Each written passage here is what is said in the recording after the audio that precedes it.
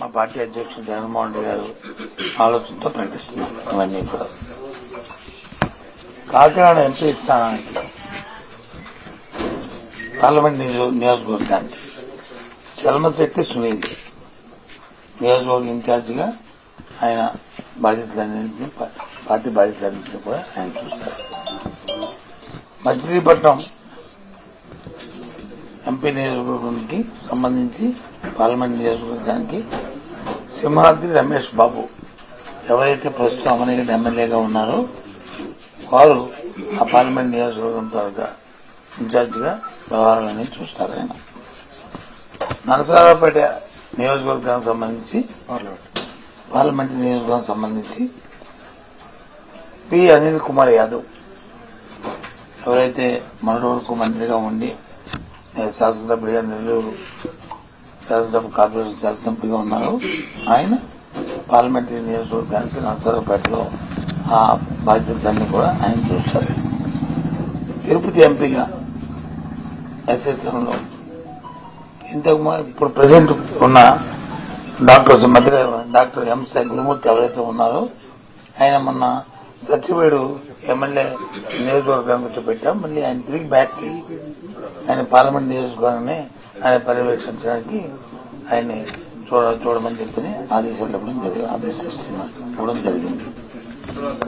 అలాగే అరకు వ్యాలీకి ఎస్పీ శాసనసభ స్థానానికి మన అక్కడున్న పార్లమెంటు సభ్యులని అక్కడ ఆ ఎమ్మెల్యే స్థానాన్ని పర్యవేక్షించమని చెప్పారు.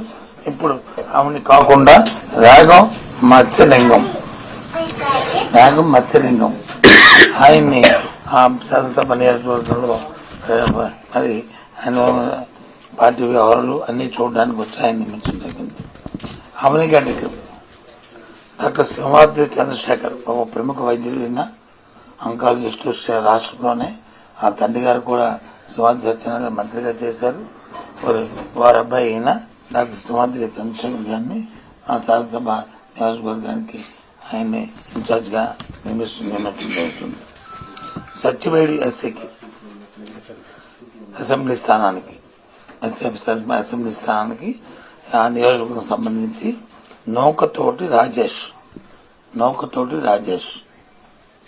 వీరిని ఆ నియోజకవర్గ ఇన్ఛార్జిగా వీరిని నియమించడం మరి ముఖ్యమంత్రి ఆదేశాల మేరకు పార్టీ అధ్యక్షుల ఆదేశాల మేరకు వీరందరినీ కూడా అంటే 4 ఎంపీ స్థానాలు 3 ఎమ్మెల్యే శాసనసభ నియోజకవర్గాలు 4 పార్లమెంట్ నియోజకవర్గాలు 3 శాసనసభ నియోజకవర్గాలకి ఇవాళ వీరిని మరి నియమించడం జరిగింది. ఇవాళ అందరూ కూడా ఓకేనా.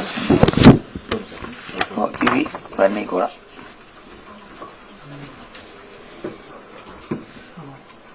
ఓకేనా.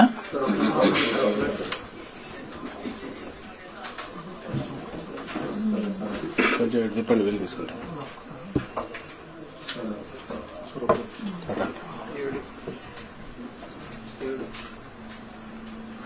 నాలుగు పార్లమెంట్ నియోజకవర్గాలు 3 శాసనసభ నియోజకవర్గాలు ఓకేనా.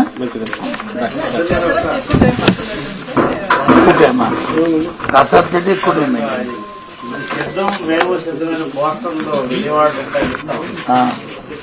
నేను సిద్ధం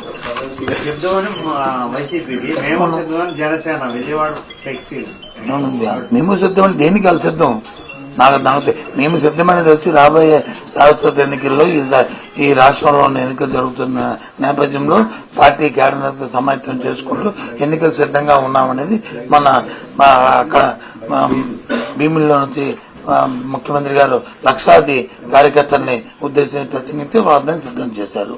రేపు 3వ తారీఖున వచ్చి నెల్లూరులో వచ్చి మళ్ళీ ఏలూరులో వచ్చి 3వ తారీఖు నాడు అక్కడ కూడా ఆయన కార్యకర్తలందరినీ అక్కడ సమాయత్తం చేస్తూ సిద్ధం చేయబోతున్నారు.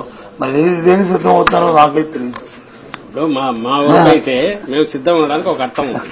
ఎందుకంటే ఒక పార్టీ సింగిల్ గా పోతున్నాం, 175 స్థానాలకు మేము వస్తున్నాం. ఇప్పుడు మరి జనసేన వాళ్ళు ఎన్ని స్థానాలకు పోటీ చేస్తున్నారు, ఎన్ని స్థానాలకు సిద్దమవుతున్నారు, తెలుగుదేశం పార్టీ ఎన్ని స్థానాలకు సిద్దమవుతుంది, ఒకరుగా వస్తున్నందుకు మేము సిద్ధం అనడంలో ఒక సవాలు ఉంది. దానికి ఒక అటువైపు నుంచి అనడంలో ముందు అసలు వాళ్ళు కలిసి వస్తుంటే ఎన్ని స్థానాలు మొత్తం 175 స్థానాలకు పోటీ చేయలేని వాళ్ళు మందలుగా తప్ప కలిసి రాలేని వాళ్ళు దేనికి సిద్ధం అంటున్నారు? ఒకరు మేము సిద్ధమే అంటే మేము సంసిద్ధమని ఇంకోరండి జోకర్లుగా మిగిలిపోలే.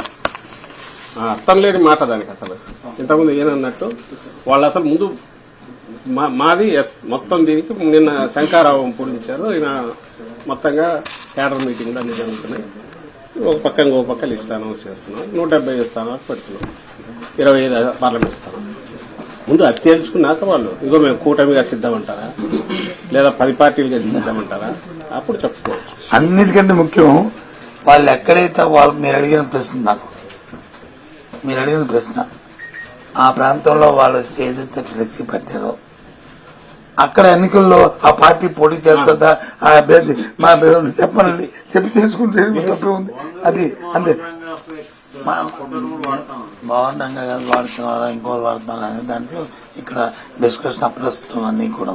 కానీ ఏదైతే సిద్ధమని దీనికి సిద్ధమని ఇక్కడ ఆ ప్రాంతంలో వచ్చే వాళ్ళు పెట్టి మేము దేనికి సిద్ధమని అందుకే మేము అడిగాను దేనికి సిద్ధమని చెప్పింది పోటీ చేస్తామని. మేమైతే ప్రతి బూత్ లో మేము సిద్ధం అంటాను, ప్రతి గ్రామంలో సిద్ధం, ప్రతి నియోజకవర్గంలో సిద్ధం.